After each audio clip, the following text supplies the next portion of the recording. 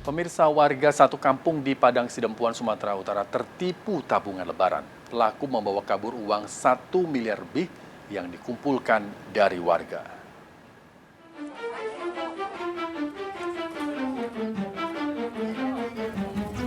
Warga Balak Balaka, Batang Bahal, Padang Sidempuan mendatangi rumah Mak Rimbang yang sudah kosong ditinggal pergi. Mak Rimbang selama 4 tahun menghimpun uang dari warga dengan kedok tabungan lebaran. Mak Rimbang membuka bank mingguan menjanjikan iming-iming bonus yang akan diberikan 2 minggu menjelang lebaran. Warga selama ini menyetorkan uang sesuai kemampuan dengan jumlah beragam dari 3 juta rupiah hingga ratusan juta. Dia itu dijanjikan kalau simpanan kita itu ditambah, ada bonusnya.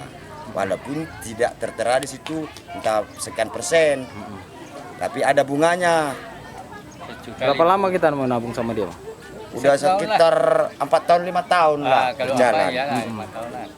Itu tabungan itu sendiri kapan sewaktu-waktu yang bisa dibuka itu, Bang?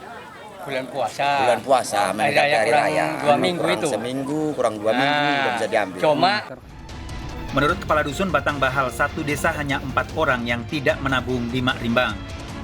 Mak Rimbang diduga membawa kabur uang lebih dari 1 miliar rupiah. Kira-kira 4 tahun kayak 4 tahun ya, Bu ya? 4 tahun. 4 tahun. Itu semua warga ikut menjadi apanya? Pasti apa? Nasabahnya? Iya. Nah, iya, nasabah kira-kira 90% lah di kampung ini. Kira-kira berapa orang itu, Bang? Pihak desa telah mengumpulkan barang bukti penipuan Bank Mak Rimbang untuk dilaporkan pada polisi. Dari Padang Sidempuan, Sumatera Utara, Indra Mulia Siagian, iNews melaporkan.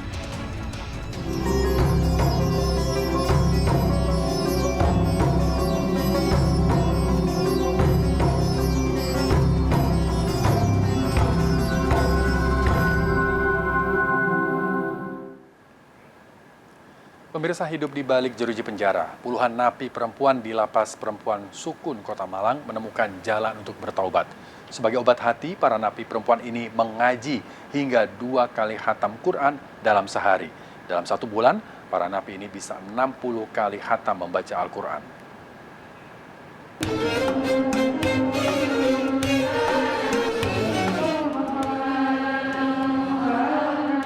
Lantunan suara merdu ayat suci Al-Quran terdengar dari balik tembok Lapas Perempuan kelas 2 Asukun, Kota Malang, Jawa Timur. Saat Ramadan, 61 napi perempuan mengisi kegiatan dengan mengaji. Bahkan dalam sehari, para napi ini melakukan tadarus selama 4 jam hingga bisa 2 kali khatam Al-Quran. Dalam 1 bulan, para napi ini bisa 60 kali khatam membaca Al-Quran.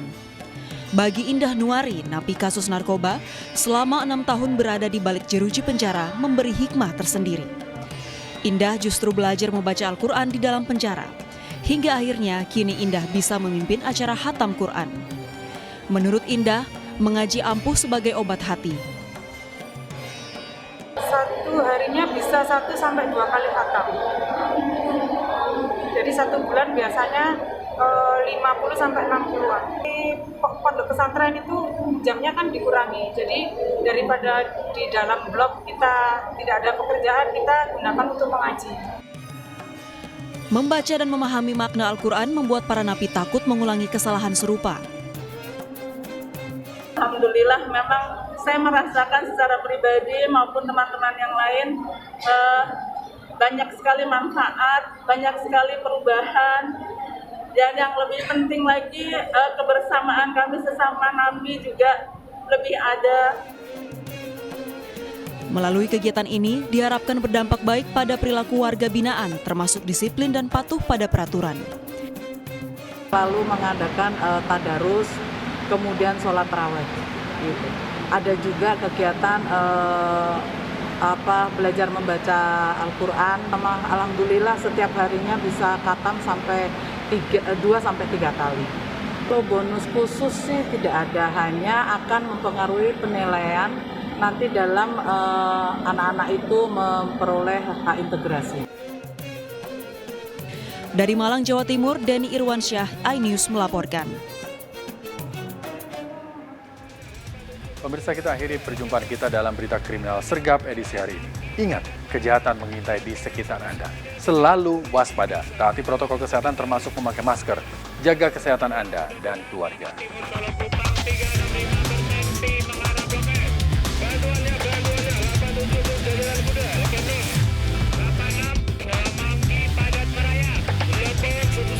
Jajaran Puri hingga saat ini aman terkendali. 86 seluruh jajaran kuda-kuda mengingati masalah